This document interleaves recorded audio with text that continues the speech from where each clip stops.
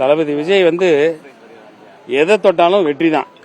அதாவது என்னை சினிமாவில் வாழ வைத்த தெய்வம் தளபதி விஜய் சார். திருப்பாச்சி திரைப்படத்தின் மூலமாக எனக்கு வாழ்க்கையில் திருப்பம் ஏற்படுத்தி கொடுத்தாங்க. விஜய் சார் வந்து அந்த கொடியில் வந்து அந்த பூ அந்த யானை இதெல்லாம் போட்டிருக்கிறாங்க. சாதாரணமாக அவர் ஒரு விஷயத்த கையில் எடுக்க மாட்டார். ஏன்னா இன்னைக்கு உச்சத்தில் இருக்கிற நடிகர் கிட்டத்தட்ட 200 கோடி ரூபா 300 கோடி ரூபா சம்பளம் வாங்கிட்டு இருக்காரு.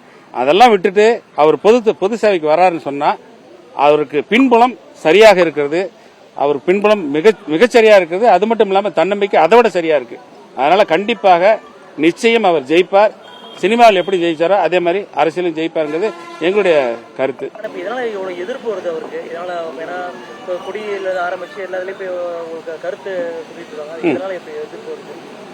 எதனால எதிர்ப்பு வந்து ஒருத்தர் வந்து தமிழ்நாட்டில் தாங்க இந்த மாதிரி, மற்ற நாட்டிலலாம் இந்த மாதிரி கிடையாது. அது குறிப்பா இந்தியாவில் தான் இந்த மாதிரி ஒருத்தர் புதுசா கட்சி ஆரம்பிச்சாங்கன்னா அதுக்கு பல பேர் எதிர்ப்பு தெரிவிக்கத்தான் செய்யும். அதெல்லாம் மீறி வர்றவங்க தான் ஜெயிக்கிறாங்க. கண்டிப்பாக விஜய் சார் ஜெயிப்பாங்க.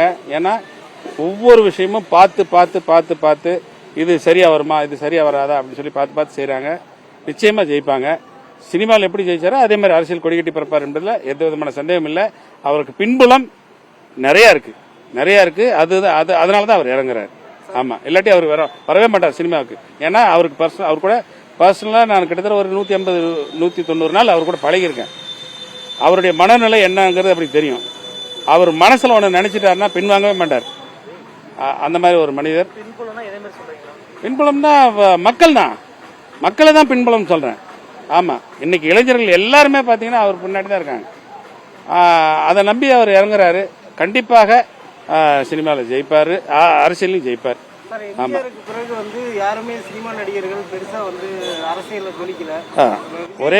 ஒரே விஷயம் சார், அதாவது சின்ன குழந்தைங்க மனச யாரு பிடிக்கிறாங்களோ அவங்க ஜெயிப்பாங்க. சினிமாவிலும் சரி அரசியலும் சரி. சின்ன குழந்தைங்க மனசுல சூப்பர் ஸ்டார் ரஜினிகாந்த் அவர் கட்சி ஆரம்பிச்சிருந்தானே இன்னைக்கு அவர் தான் சிஎம். அவர் சின்ன குழந்தை மனசுல இடம் பிடிச்சார். புரட்சித் தலைவர் எம்ஜிஆர் சின்ன குழந்தைங்க மனசுல இடம் பிடிச்சார். அதுக்கப்புறம் ரொம்ப நாளைக்கு அப்புறம் தளபதி விஜய் சார் தான் சின்ன குழந்தைங்க மனசுல இடம் பிடிச்சார். பிறந்த குழந்தை 3 மாசம் கழிச்சு அந்த பிறந்த குழந்தை பாடுது, அப்படி போடுன்னு பாடுது. அது காரணம் என்ன? அந்த அளவுக்கு விஜய் வந்து ரசிகர்களை தக்க வச்சிருக்காரு. அதனால வந்து எம்ஜிஆர் எப்படி சின்ன குழந்தைங்க மனசுல இடம் பிடிச்சாரோ அதே மாதிரி தளபதி விஜய் சார் சின்ன குழந்தைங்க மனசுல இடம் பிடிச்சிருக்காரு. நிச்சயம் அரசியல்ல கண்டிப்பா ஜெயிப்பார். அதுல எல்லா அளவும் சந்தேகம் இல்லை. இது முகஸ்துதிக்காக சொல்லல, அவர் கூட பழகணும், அவர் கூட நடிச்சன்றதுக்காக சொல்லல. ஒரு பொதுமக்கள் ஒருத்தரா நின்று நான் சொல்றேன். ஆமா, இது நடிகனா நான் சொல்லல, ஒரு பொதுமக்கள் ஒருத்தரா நான் சொல்றேன். சேலத்துல இருந்து சொல்றேன். செய்திகளை உடனுக்குடனும் துல்லியமாகவும் தெரிந்து கொள்ள சப்ஸ்கிரைப் பண்ணுங்க.